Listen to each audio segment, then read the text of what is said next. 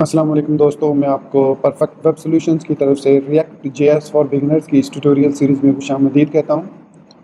दोस्तों, मेरा नाम इमरान कासिम है और ये हमारा रिएक्ट जेएस फॉर बिगिनर की सीरीज़ का पहला हिस्सा है, जिसमें हम रिएक्ट जेएस के बारे में देखेंगे कि रिएक्ट जेएस क्या है और हम इसको किस किस तरीके से इंस्टॉल कर सकते हैं और यूज़ कर सकते हैं अपने प्रोजेक्ट्स में। तो दोस्तों, इससे पहले कि मैं अपने इस वीडियो ट्यूटोरियल को स्टार्ट करूँ, मैं आपसे रिक्वेस्ट करूँगा कि अगर आपने अभी तक मेरे चैनल को सब्सक्राइब नहीं किया तो काइंडली इसको सब्सक्राइब ज़रूर कर लें और साथ में मौजूद नोटिफिकेशन का जो बेल आइकन है उसको प्रेस करना मत भूलिएगा, ताकि मेरी आने वाली हर नई वीडियो या सीरीज़ की नोटिफिकेशन आपको आपकी ईमेल में या आपकी यूट्यूब ऐप में आपको मिलती रहे और आप उससे अप टू डेट रह सकें। Thank you very much. तो चलिए शुरू करते हैं इस वीडियो ट्यूटोरियल को।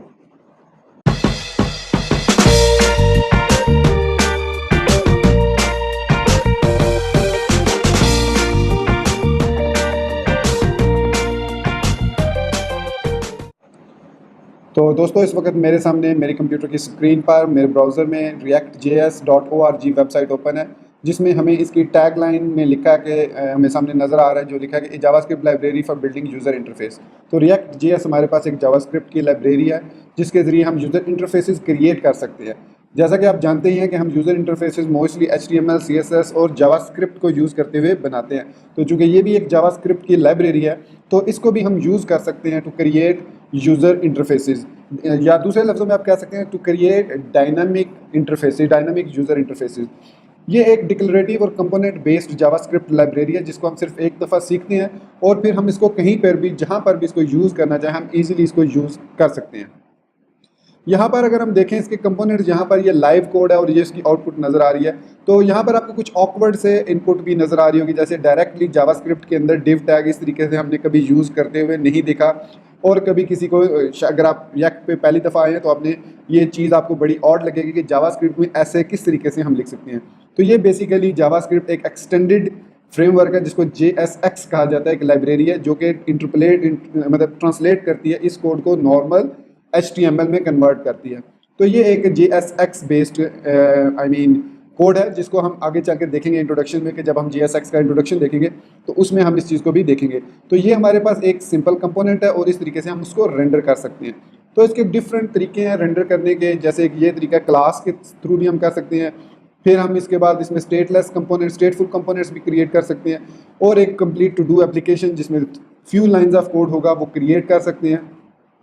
इसके अलावा हम एक्सटर्नल प्लगइन्स भी क्रिएट कर सकते हैं और उनको यूज़ कर सकते हैं अपने प्रोजेक्ट्स में। जैसे यहाँ पर मार्कडाउन हमारे पास एक प्लगइन है जिसको हमने यहाँ पर यूज़ करके इसको एक छोटी सी एप्लीकेशन क्रिएट किया। तो ये था इसका तारफ़। तो ज़हन में रखने वाली बात सिर्फ इतनी है कि रिएक्ट जो है वो एक जावास्क्रिप्ट की लाइब्रेरी है जो कि यूज़र इंटरफेस क्रिएट करने के लिए इस्तेमाल होती है। इसके अलावा इसमें ऐसा कुछ खास चीज़ नहीं है।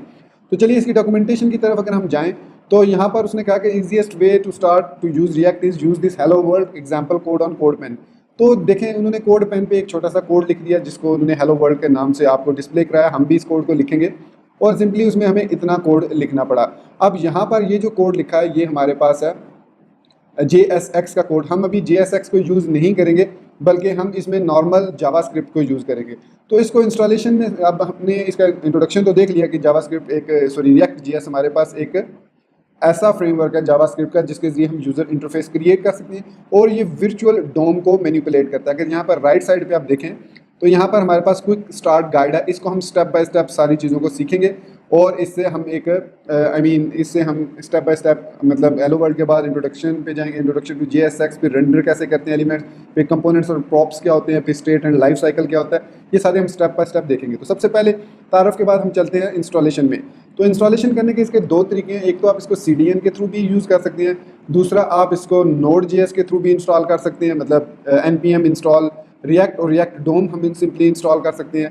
उसके अलावा हम यहाँ पर इसकी एक ग्लोबल एप्लीकेशन होती है जिसको हम क्रिएट रिएक्ट ऐप कहते हैं, वो भी हम यूज़ कर सकते हैं। तो यहाँ पर उसने कहा कि ट्राई रिएक्ट, तो इसके लिए ऑनलाइन हमारे पास हम कोड पेन और कोड सैंडबॉक्स भी यूज़ कर सकते हैं, वहाँ पर भी इसको ऐड कर सकते हैं। लेकिन यहाँ पर दोस्तों मैं यूज़ करूँगा अपना विजुअल स्टूडियो कोड और उसके ज़रिए मैं आपको दोनों तरीक़ों से एप्लीकेशन बना के दिखाता हूँ कि कैसे हम CDN के लिंक के थ्रू अपने प्रोजेक्ट में इसको ऐड कर सकते हैं। ये हमारे पास CDN लिंक से देख सकते हैं कि सिंपल जिस तरह आप नॉर्मल jQuery या कोई भी दूसरी लाइब्रेरी ऐड करते हो तो इस तरीके से हम इसको ऐड कर सकते हैं अपने प्रोजेक्ट्स में। और ये इसका रिएक्ट का लेटेस्ट वर्जन है जो कि रिएक्ट डेवलपमेंट वर्जन है। और इसके अलावा यहाँ पर हमारे पास रिएक्ट प्रोडक्शन वर्जन है। रिएक्ट डेवलपमेंट वर्जन हम उस वक्त यूज़ करते हैं जब हम कोई एप्लीकेशन या प्रोजेक्ट डेवलप में कर रहे हो, तो उस वक्त हम रिएक्ट का डेवलपमेंट जेएस वर्जन यूज़ करते हैं, क्योंकि ये कंप्रेस्ड फॉर्म में नहीं होता। और दूसरा इसका एक प्लगइन है यहाँ पर, अगर आपको टॉप राइट साइड पे मेरे ब्राउज़र के रिएक्ट डेवलपर टूल भी है जो कि डिबग करने के लिए यूज़ होता है। ये भी एक एक्सटेंशन है गूगल क्रोम की। अगर आप इसको इंस्टॉल करना चाह रहे हैं तो गूगल एक्सटेंशन स्टोर से डाउनलोड करके इंस्टॉल कर सकते हैं। तो दोस्तों अभी सबसे पहले मैं आपको दिखाता हूँ कि कैसे हम इसको यूज़ कर सकते हैं CDN के थ्रू।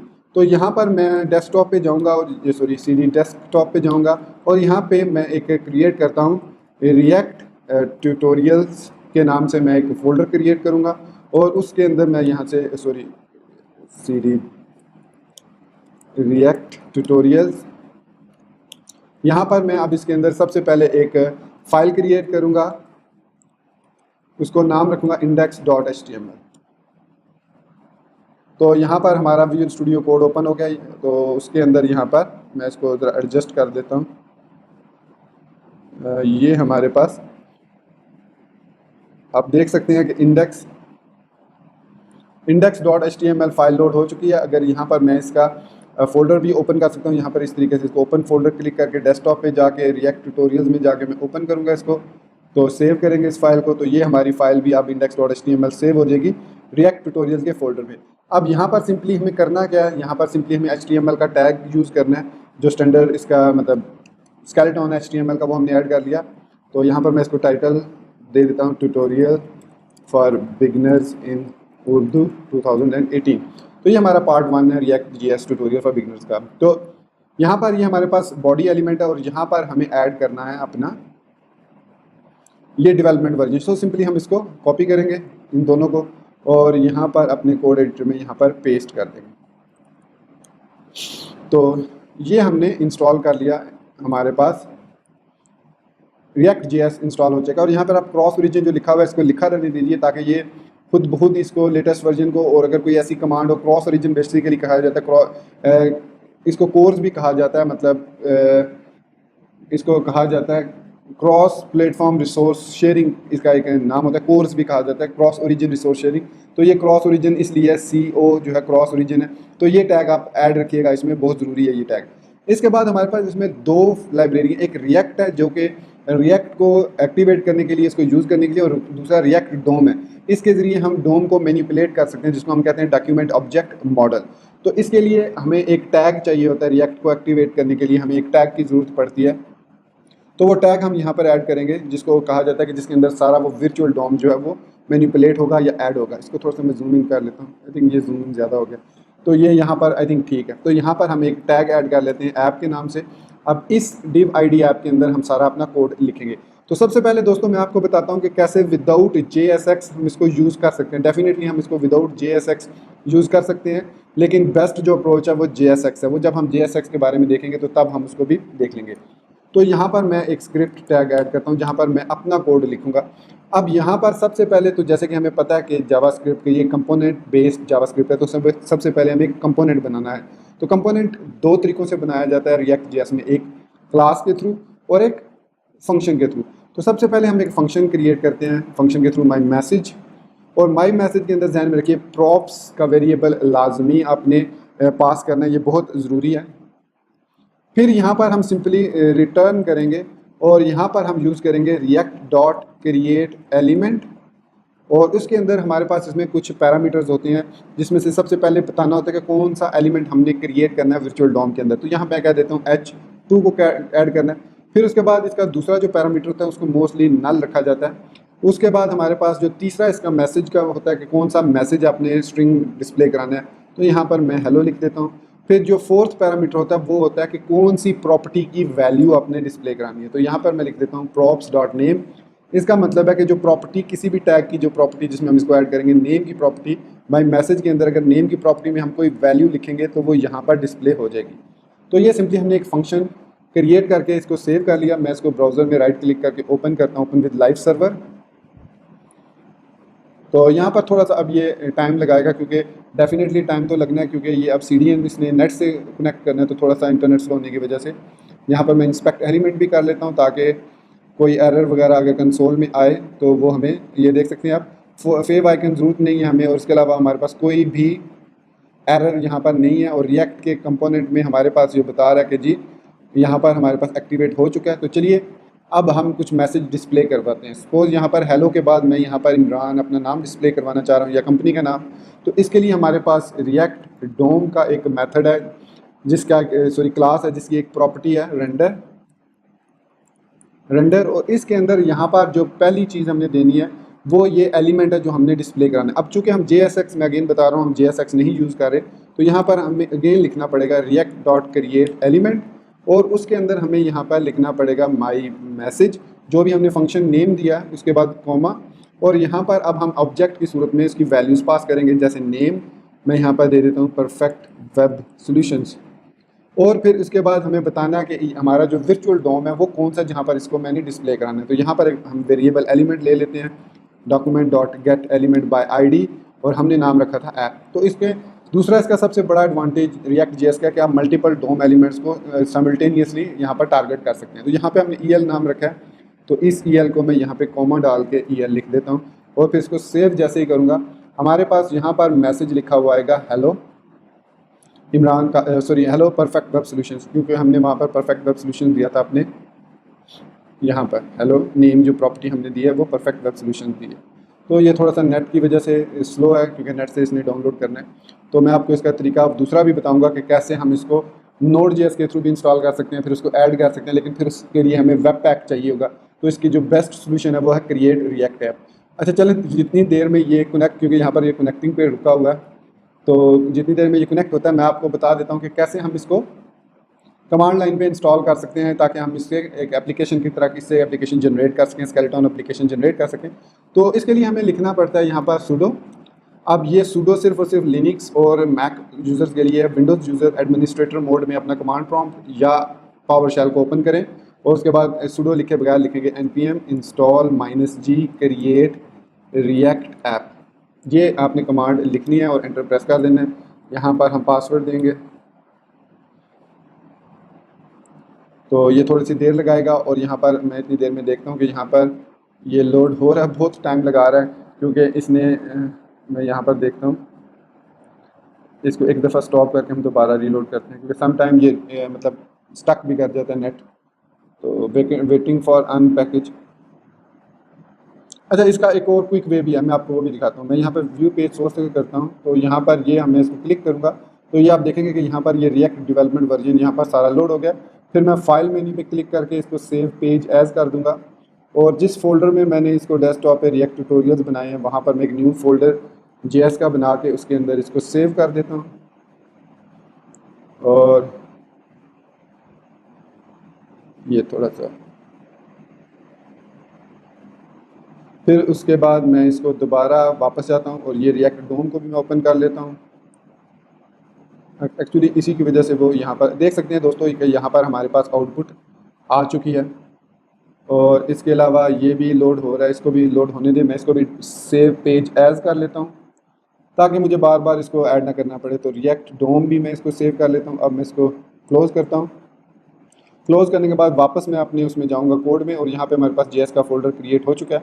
तो अब इसकी जगह पर मैं ./js/react.js और ./js/react DOM JS में यहाँ पर ऐड कर देता हूँ। अब हमें क्रॉस रीजन की ज़रूरत नहीं है क्योंकि ये लोकली हम ऐड कर रहे हैं, तो हमें यहाँ पर अब क्रॉस रीजन की ज़रूरत नहीं है, कोर्स की ज़रूरत नहीं है। तो हमारा ये देख सकते हैं पेज वेरी क्विकली लोड हो रहा है क्योंकि अब हमें सर्वर की ज़रूरत नहीं पड़ी। हम जो है वो लोकली मैनिपुलेट करें रिएक्ट को, डेवलपमेंट को, रिएक्ट डोम को। इसके अलावा दोस्तों यहाँ पर जो हमने क्रिएट रिएक्ट ऐप किया था उसने भी हमें एक वर्जन 1.52 इंस्टॉल करके दे दिया। तो अब हम इसके थ्रू भी एक एप्लीकेशन क्रिएट करते हैं। तो इसका तरीका हम इस वक्त रिएक्ट ट्यूटोरियल्स में है, तो मैं यहाँ पे लिखूँगा क्रिएट रिएक्ट ऐप, माई रिएक्ट ऐप के नाम से मैं इसको सेव करूँगा और एंटर प्रेस कर दूँगा। अब वो कह रहा है could not create a project called my React app because of npm naming restrictions, name can no longer contain capital letters. ठीक है दोस्तों, तो याद रखिएगा कि जब आप रिएक्ट ऐप क्रिएट करते हैं तो उसमें आप कैपिटल लेटर यूज़ नहीं कर सकते, बल्कि आप हाइफन यूज़ कर सकते हैं। So creating app in my React app, तो यहाँ पर installing packages, this might take a couple of minutes, installing React DOM and React scripts. तो जो जो स्क्रिप्ट्स चाहिए होंगे इसके लिए वो सारे यहाँ पर इंस्टॉल हो जाएंगे। तो दोस्तों इस तरीके से हम CDN के थ्रू और इस तरीके से हम कमांड लाइन या CLI के थ्रू रिएक्ट को इंस्टॉल कर सकते हैं। अभी इसको इंस्टॉल हो जाने दें, फिर मैं इसका इंटरफेस भी आपको दिखाता हूँ। ये बेसिकली इसी फोल्डर में यहाँ पर रिएक्ट ट्यूटोरियल्स में एक नया फोल्डर क्रिएट कर देगा माई रिएक्ट ऐप के नाम से, ये देख सकते हैं आप। यहाँ पर इसको मैं ओपन करता हूँ तो इसमें एक package.json फाइल है और इसने सिंपली नेम, वर्जन और प्राइवेट ट्रू कर दिया इसको। तो ये हमारे पास अब पैकेजेस इंस्टॉल हो रहे हैं।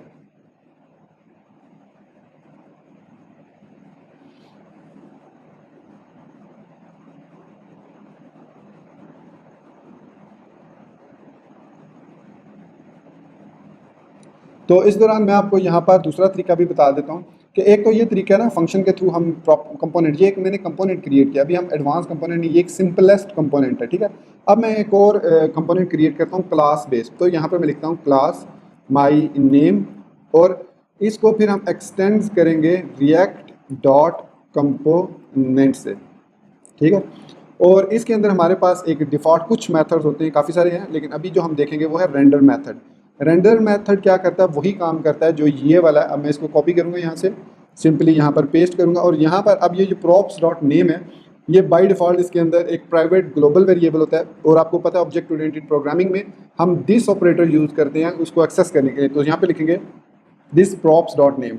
तो यहाँ पर मैं एक और टैग ले लेता हूँ, div टैग, इसको app1 नाम दे देता हूँ ID। और यहाँ पर मैं variable EL1 is equal to document dot get element by ID app1 कह देता हूँ। तो अब मैं इसको भी रेंडर करता हूँ, इसको कॉपी करूँगा और यहाँ पर पेस्ट कर दूँगा और यहाँ पर मैं अपना नाम दे देता हूँ ताकि आपको डिफरेंस नज़र आ जाए। और यहाँ पर मैं EL दे दूँगा, EL1।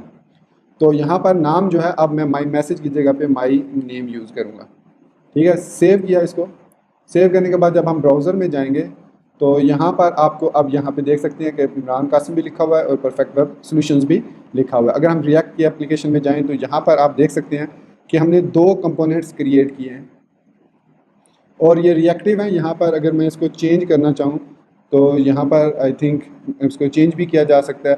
तो ये हमारे पास ये इसकी एक्सटेंशन है, इसके बारे में यहाँ पर आप देख सकते हैं कि इसने H2 एलिमेंट दोनों के लिए क्रिएट किया, इसके लिए भी और इसके लिए भी। और यहाँ पर हमारे पास ये, तो यहाँ पर आप देख सकते हैं मैंने इसको चेंज किया तो ये चेंज भी हो गया, देख सकते हैं। ये होता है रिएक्टिव कंपोनेंट्स के बगैर पेज को रिफ़्रेश किए हम इसके डाटा को मैनिपुलेट भी कर सकते हैं। ये दोबारा अब रीलोड हो रहा है क्योंकि वो सेव डॉक्यूमेंट मेरे ख्याल में वो हो गए हैं सारे पैकेजेस, नहीं अभी पैकेजेस काफ़ी सारे बाकी हैं। तो ये दोस्तों 2 तरीके हैं रेंडर करने के, एक थ्रू क्लास और एक थ्रू फंक्शन। फिर हम इसके अंदर मुख्तलिफ फंक्शन कॉल करेंगे जब हम आगे बढ़ेंगे इस इंट्रोडक्शन से। और यहाँ पर हम देखेंगे क्विक स्टार्ट गाइड को देखेंगे क्योंकि ये बिगिनर्स के लिए है। हेलो वर्ल्ड हमने यहाँ पर कर लिया है कंप्लीट, ये देख सकते हैं उन्होंने भी उन्होंने जिस तरीके से लिखा है ये JSX के थ्रू लिखा है। तो जब हम introduction to JSX next video tutorial में देखेंगे तो हम उसमें फिर इस तरीके से इसको रेंडर करेंगे। ये बहुत ही आसान तरीका है और उसके लिए जो स्क्रिप्ट हमें चाहिए होगा वो भी मैं आपको बता दूंगा। तो ये हमारे पास अब रिफ़्रेश बार बार हो रहा है, अपडेट हो रहा है क्योंकि वो पैकेजेस। तो दोस्तों ये देख सकते हैं कि हमारा जो रिएक्ट ऐप है क्रिएटेड सक्सेसफुली हो चुकी है। अब वो कह रहा है कि CD करें माई रिएक्ट ऐप में और यहाँ पर लिखें npm स्टार्ट। npm स्टार्ट हमने लिखा तो ये अब रिएक्ट स्क्रिप्ट स्टार्ट हो गया। ये कंपाइल करेगा और डेवलपमेंट वर्जन लोकल होस्ट 3000 पे हमारा जो एप्लीकेशन है वो एग्जीक्यूट होकर ओपन हो जाएगी। तो दोस्तों ये है हमारे पास CLI बेस्ड रिएक्ट एप्लीकेशन। ये थोड़ी सी डिफरेंट आपको नज़र आ रही होगी, इसको कोड भी मैं आपको दिखा देता हूँ। मैं इसको ओपन करता हूँ,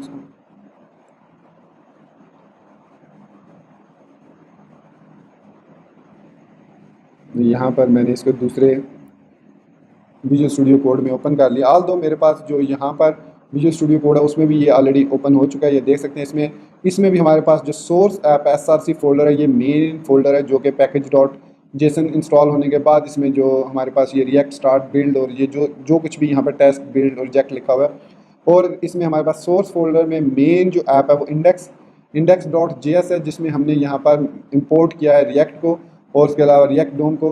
तो दोस्तों नेक्स्ट वीडियो ट्यूटोरियल में हम JSX से स्टार्ट करेंगे और हम यूज़ करेंगे रिएक्ट ऐप CLI वर्जन को। इस वर्जन को हम index.html को यहाँ पर सिर्फ इंट्रोडक्शन के लिए मैंने यहाँ पर आपको दिखाया था।